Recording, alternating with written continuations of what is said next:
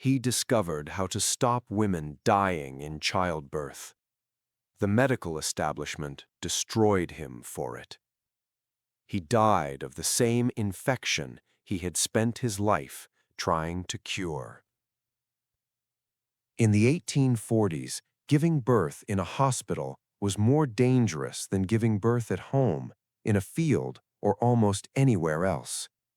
The maternity wards of Vienna's General Hospital were killing approximately 1 in 10 women who passed through them, dying in the days after delivery from a condition called childbed fever, which presented as inflammation, sepsis, and organ failure, and which the medical establishment of the time attributed to miasma, atmospheric conditions, or the constitutional weakness of individual patients. No one knew what caused it. No one knew how to stop it. Ignaz Semmelweis knew how to stop it.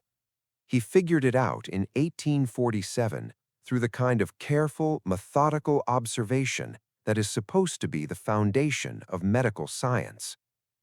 He noticed that the mortality rate in the ward staffed by medical students and doctors, who also performed autopsies on cadavers, was dramatically higher than in the ward staffed by midwives, who did not perform autopsies.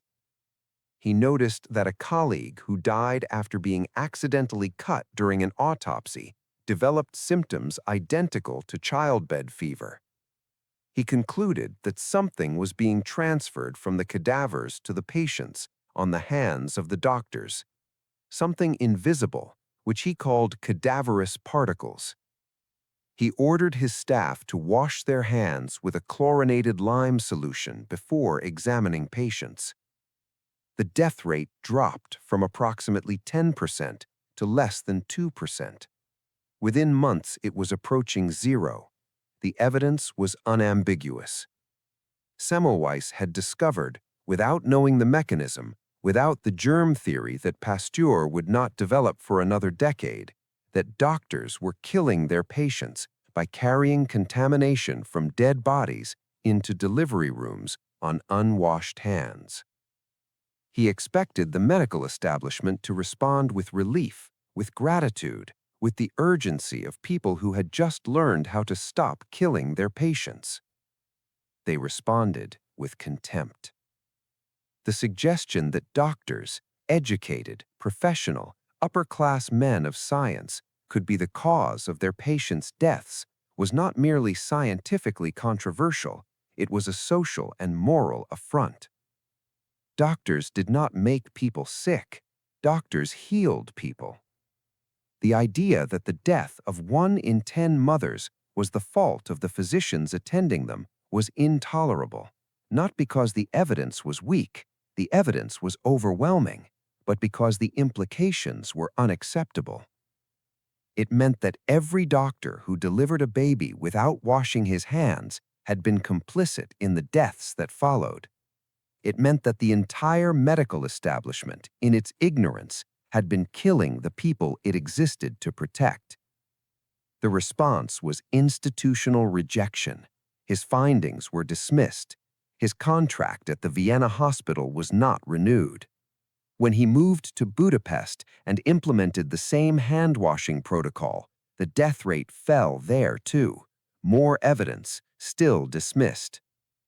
He published his major work, The Etiology, Concept, and Prophylaxis of Childbed Fever, in 1861, presenting 14 years of data. The medical establishment reviewed it and continued to reject it. He began to break. The precise nature of Semmelweis's mental deterioration in his final years is a matter of historical debate. Some scholars have suggested organic causes, others that the sustained professional rejection and the knowledge of how many women were dying preventable deaths simply destroyed him from the inside. He wrote increasingly erratic letters to medical colleagues, accusing them of murder. He made scenes in public. His behavior became difficult to manage and impossible to defend. In 1865, his colleagues and his wife committed him to a mental asylum in Vienna. He was 47 years old. Accounts from the period suggest he was aware where he was being taken and tried to resist. At the asylum, he was beaten by guards. The wounds became infected. He died 14 days after being admitted.